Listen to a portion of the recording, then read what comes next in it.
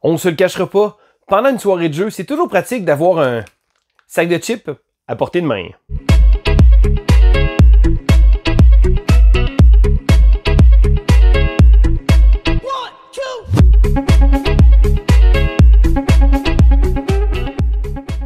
Bonjour et bienvenue à l'école du jeu, mon nom est Sylvain et on se retrouve aujourd'hui pour la présentation de Sac de Chips. Alors Sac de Chips est un jeu de 2 à 5 joueurs d'une durée d'environ 15 minutes. C'est un jeu qui prend certains éléments de pousse ta chance avec un côté de gestion d'objectifs vraiment bien pensé. Alors il s'agit de la localisation québécoise du jeu. La version originale venait avec des saveurs de chips différentes, donc ils ont décidé de le faire au goût du jour. Donc on va aller voir immédiatement les règles et après ça je vais vous donner mon avis. Alors voici donc Sac de Chips, un jeu croustillant, un jeu qui contient 100% de plaisir, 100% d'addiction, mais 0% de gluten.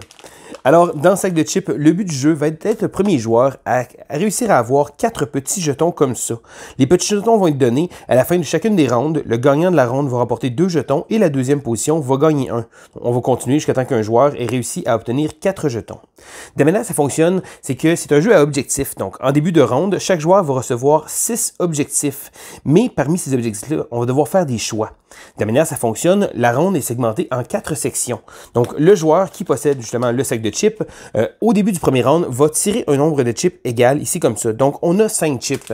Et là, à l'intérieur du sac se retrouvent différentes saveurs comme ça ici. Donc, on a les sels et vinaigres, cornichons à la nette, les chips au ketchup, les chips au fromage, que j'aurais peut-être appelé au gratin, et les chips barbecue. Donc, vous allez remarquer qu'il y a vraiment beaucoup plus de sel et vinaigre que de barbecue comme ça, et ça va se refléter sur les différents objectifs. Donc, la première chose qu'on va faire, ici comme ça, va être de tirer 5 chips du sac. Donc, je tire 5 chips et on va les placer. Et ça, c'est pour tous les joueurs. Tous les joueurs vont avoir les mêmes chips comme ça ici. Donc, on a 5 chips. À la suite de ça, les joueurs vont devoir sélectionner dans leur objectif et défausser 2 de leurs objectifs. Donc, si on regarde les différents objectifs, donc certains vont nous dire de ne pas avoir du tout de sorte de chip. Donc, par exemple, ici, il ne faudrait pas qu'il y ait cette sorte-là. Ici, comme ça, c'est le nombre de points équivalent au nombre de chips. Donc, ici, dans le cas présent, ce serait quand même bien parce qu'il y a déjà 3 chips cornichons à la nette qui sont sortis. Ici, ça va être d'avoir à la fin, et là, à la fin complètement, encore une fois, comme d'habitude, d'avoir un nombre de chips égal. Donc, ici, avoir plus de chips barbecue que de chips au ketchup. Et là, on voit que ça donne 90 points parce que c'est assez difficile parce que les chips barbecue, on a simplement 3. On peut également avoir, ici comme ça c'est si la dernière chip qui est tirée, la chip ultime, est une chip de cette sorte-là, on va marquer des points. Et la dernière va être un nombre précis de chips qu'on va avoir. Et là, après avoir fait la première ronde, donc avoir tiré les chips comme ça, on va devoir sélectionner 2 objectifs de notre main qu'on ne croit pas réaliser et on va les mettre dans notre défausse personnelle. Donc, ce qui va nous laisser avec 4 objectifs.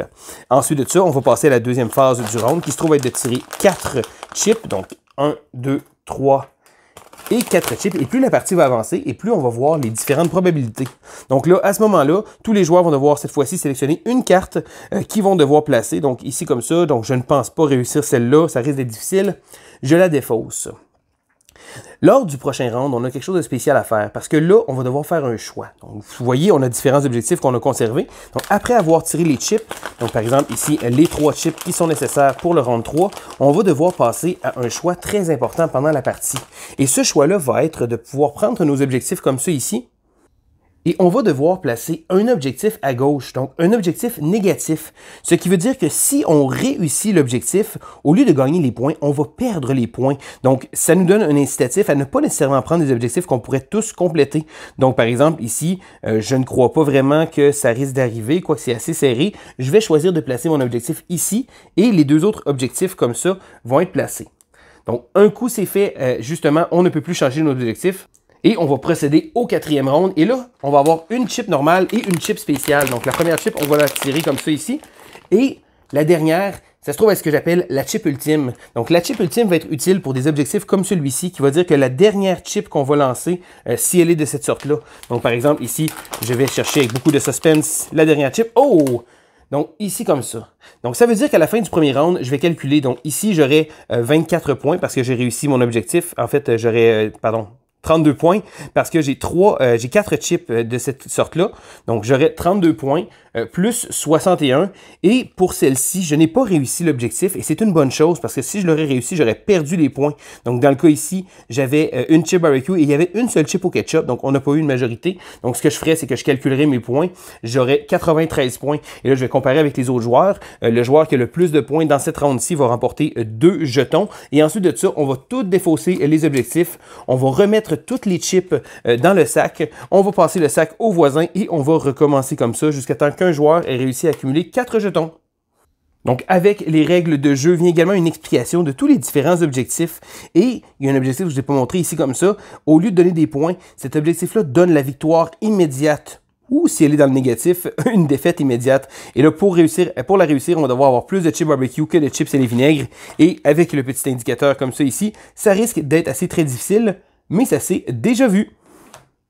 Et voilà, ça fait le tour des règles de sac de chips. Maintenant, qu'est-ce que j'en pense? Alors, premièrement, je tiens à dire que ce petit jeu-là est vraiment, vraiment génial. Lorsque la version anglaise est arrivée, j'ai tout de suite, je me suis lancé pour acquérir une copie du jeu. J'ai joué énormément. Et lorsque Randolph a décidé de distribuer cette nouvelle version, une version localisée, je me suis dit que c'est une belle occasion pour pouvoir parler du jeu. Parce que c'est le genre de petit jeu passe-partout qu'on peut avoir dans toutes nos collections. Donc, premièrement, je tiens à dire, bon, d'habitude, je suis pas un fan de ce genre de petit sac-là, de pas avoir une boîte de jeu. Mais pour les bienfaits de sac de chips, ça se prête à merveille. Donc, j'ai vraiment trouvé ça super. Et je pense que c'est un jeu qui peut aller vraiment dans les collections de n'importe qui parce que c'est un jeu qui est facile à sortir. Et là, peu importe le nombre de joueurs, le jeu va être agréable. C'est un jeu qui prend pas trop de temps à jouer, qui a un petit goût de revenez-y, c'est le cas de le dire, avec les chips. Mais c'est le genre de jeu qu'on va jouer 3-4 parties, ça va bien aller. Je passerai pas une soirée de temps complète à jouer à sac de chips, mais c'est un jeu idéal avant de commencer une soirée de jeu, à la fin, ou simplement pour une espèce de petit jeu pour accommoder un peu tout le monde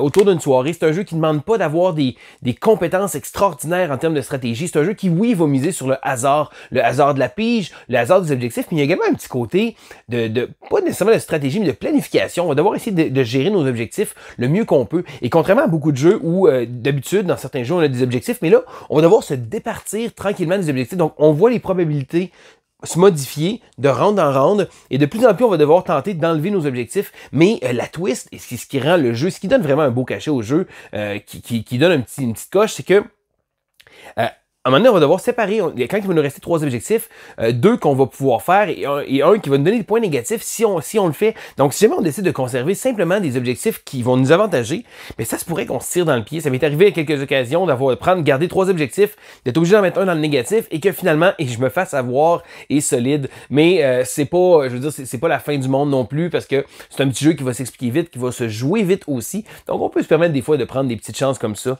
Donc, sac de chips est vraiment un jeu que je conseille à tout le monde. Je pense que c'est un genre de jeu passe-partout. De la minute qu'on est justement de 2 à 5 joueurs, ça se joue vraiment bien. Vraiment content de la petite localisation du jeu. C'est certain que pour moi, c'est un jeu que j'aime faire découvrir parce que c'est un jeu que j'aime réellement. Donc, c'était Sylvain pour l'école du jeu et on se dit à la prochaine!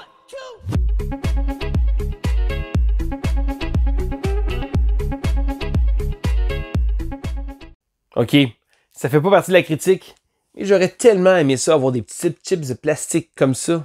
Ça aurait été cool.